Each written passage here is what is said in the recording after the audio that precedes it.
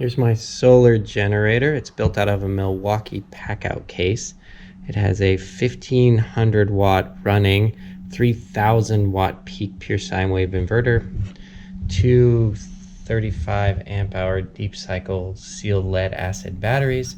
It's got two fans, USB, cigarette lighter, voltage, a few other goodies. In order to put this together and prepare the case, the first thing I did was remove this lid. You just use a screwdriver and pop it off. And then I cut away pieces here so that the batteries would fit inside the case. Next, I put the batteries in, drilled holes in the side for the panels here.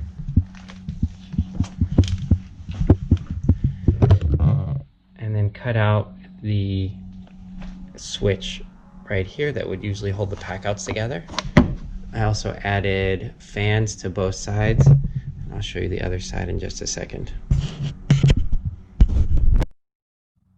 The other side has two lugs for charging, positive and minus, and it has an SAE port for using solar or a battery. Additionally, in the back you can see this is a temperature switch. Currently it's showing it's 10 degrees Celsius. It's set to come on right now at 40 degrees Celsius, so that if the case gets too hot either from charging or using the inverter, then the two fans will automatically kick on.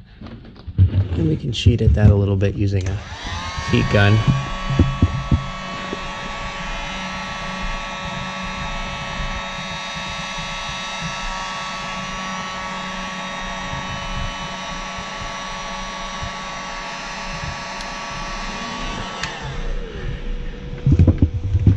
Now that we hit over 40, it'll cool down. You can see that the two fans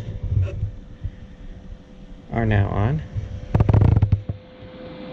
cooling the case and pulling out the hot air from inside the case. And then once this reaches below the trigger point,